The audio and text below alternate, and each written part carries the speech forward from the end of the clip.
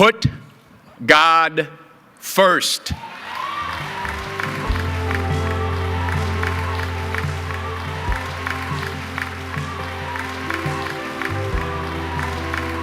Number one, put God first. Put God first in everything you do. Everything that you think you see in me, everything that I've accomplished, everything that you think I have, and I have a few things, everything that I have is by the grace of God. Understand that. It's a gift. 40 years ago, March 27th, 1975, it was 40 years ago, just this past March, I was flunking out of college.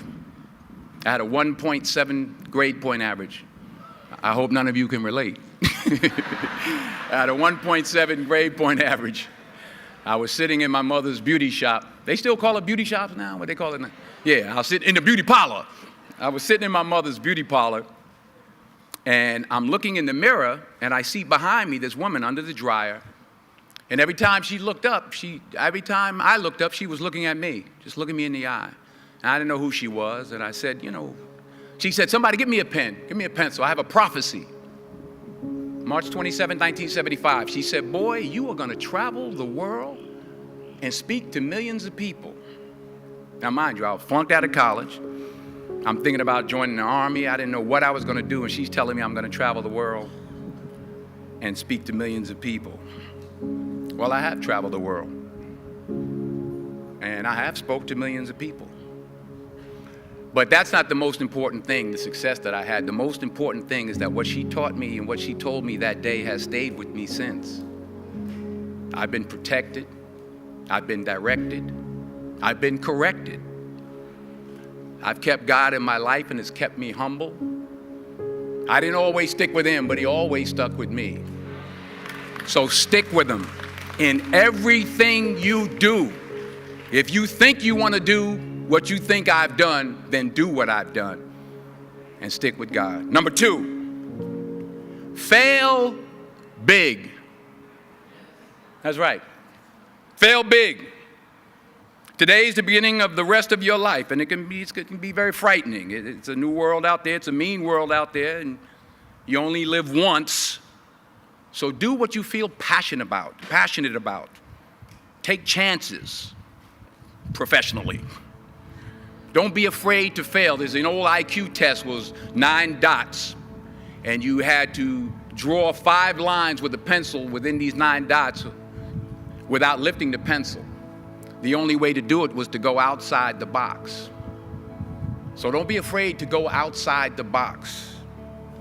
Don't be afraid to think outside the box. Don't be afraid to fail big, to dream big. But remember, dreams without goals are just dreams, and they ultimately fuel disappointment. So have dreams, but have goals. Life goals, yearly goals, monthly goals, daily goals. I try to give myself a goal every day. And understand that to achieve these goals, you must apply discipline and consistency. In order to achieve your goals, you must apply discipline, which you have already done, and consistency every day, not just on Tuesday and miss a few days. You have to work at it every day. You have to plan every day. You've heard the saying, we don't plan to fail, we fail to plan. Hard work works. Working really hard is what successful people do. And in this text, tweet, twerk world that you've grown up in, remember, just because you're doing a lot more doesn't mean you're getting a lot more done. Remember that. Just because you're doing a lot more doesn't mean you're getting a lot more done. Don't confuse movement with progress. My mother told me, she said, yeah, because you can run in place all the time and never get anywhere. So continue to strive, continue to have goals, continue to progress. Number 3, I don't care how much money you make, you can't take it with you. And it's not how much you have, it's what you do with what you have. We all have different talents. Some of you will be doctors, some lawyers, some scientists, some educators, some nurses, some teachers. Yeah, okay. Some preachers. The most selfish thing you can do in this world is help someone else. Why is it selfish? Because the gratification, the goodness that comes to you, the good feeling that I get from helping others, nothing's better than that.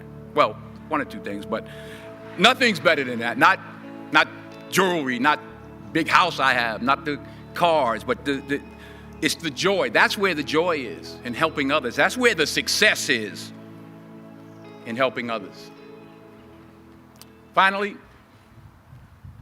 I pray that you put your slippers way under the bed tonight, so that when you wake up in the morning, you have to get on your knees to reach them. And while you're down there, say thank you for grace. Thank you for mercy. Thank you for understanding. Thank you for wisdom. Thank you for parents. Thank you for love. Thank you for kindness. Thank you for humility. Thank you for peace. Thank you for prosperity. Say thank you in advance for what's already yours. It's how I live my life. That's why I am, one of the reasons why I am today. Say thank you in advance for what is already yours. True desire in the heart for anything good is God's proof to you, sent beforehand to indicate that it's yours already. I'll say it again. True desire in the heart, that itch that you have, whatever it is you want to do, that thing that you want to do to help others and to grow and to make money, that desire, that itch, that's God's proof to you, sent beforehand already to indicate that it's yours. And anything you want good, you can have. So claim it. Work hard to get it. When you get it, reach back. Pull someone else up. Each one, teach one. Don't just aspire to make a living. Aspire to make a difference.